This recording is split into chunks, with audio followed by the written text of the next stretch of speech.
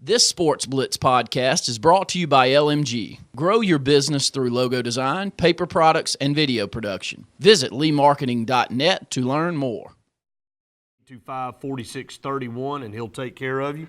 And now let's go to the Dane Sharp Attorney at Law Hotline and welcome in our very own Andy Graham, co-host with me and Randy on Sports Call, and our correspondents here on the Auburn Blitz. Andy, thanks for joining us. Hey, man, I miss you. It's glad to be here. Long time no talk. But, Andy, let's dive into some Auburn Athletics real quick here on a short segment. Obviously, the rule change has dominated talk. We won't talk about that. Let's talk about Auburn basketball as Auburn picks up a win against Mississippi State.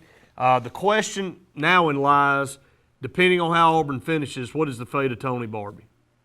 Yeah, that is it's a good question, and I think we can all agree that the state of Auburn basketball is not good.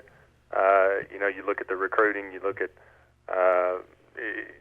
for the past several years and the upcoming class. There's nothing that really wows you. But this team does play better. This team is a lot more fundamentally sound. They do have a lot more team chemistry. They do. They're just a better Auburn team than the last three that Tony Barbie has put on the floor. Now a lot of that has to do with Chris Denson, who's having a fantastic season. And you add in KT Harrell, the transfer. They are the highest scoring duo in the country, which is staggering to think about that Auburn has that, and yet they're sitting here at 12-11. So. They're 4-8 in the league, but they are 4-2 in their last six. So coming down the stretch, if they continue to build on that, if they were to, somehow win, they're obviously losing, on the road at Gainesville will not be. Nobody will expect Auburn to win that game. But Auburn played Florida extremely tough at home. So if they could play Florida tough on the road and win a lot of these games that they have a great opportunity to win, like South Carolina, like Alabama, Vanderbilt, A&M, these teams, I think there is a possibility Barbie can save his job. And it'll be interesting to see because it's like a chess match across the state of Alabama. Alabama trying to decide, I know behind closed doors, what to do with Anthony Grant, to ask him back or to buy him out and go in another direction. So be interesting to see how both teams play their way out. Of course, one more matchup with Alabama coming up toward the end of the year.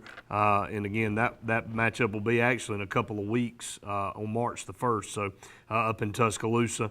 To talk Auburn baseball real quick, Andy, before we let you go, Auburn starts off 2-1 on the season in the Snowbird Classic down in Florida, beating Indiana State 4-0, losing to Ohio State 1-0 on Saturday, and then coming back and picking up a win on Sunday to improve to 2-1.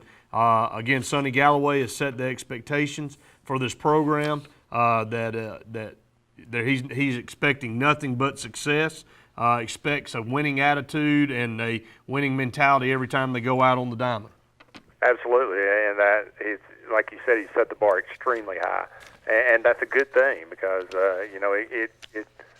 the team seems to have responded. I think it was a great weekend, even though they came away with one loss. Dylan Ortman, senior Michael O'Neal, and true freshman Keegan Thompson. When your starting three pitchers come away for the entire weekend with one earned run given up, I think that you're looking at having some possibility to be a pretty good team. Obviously, the competition's not what it'll be when you get into the SEC, but you have some freshmen you're going to have to bring along with the bat, but you live and die with starting pitching, especially now with these low-impact bats. So definitely very, very encouraging from a pitching standpoint, and even from the bullpen.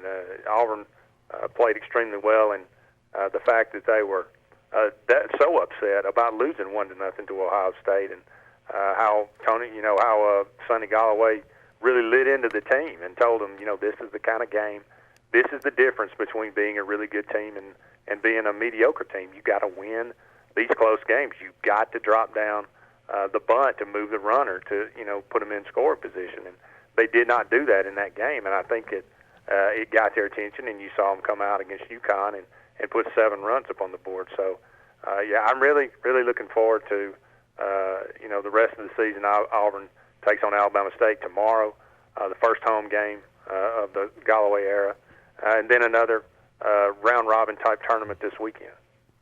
A new day and age on the Auburn baseball field with Sonny Galloway coming over from Oklahoma, one of the top paid coaches in all of college baseball, and along with that brings a ton of expectation. So a new mentality, and I think it's going to be a very fun year in Auburn this year and for years to come with Sonny Galloway. Andy, we appreciate you taking some time out. We'll see you on Friday for Sports Call.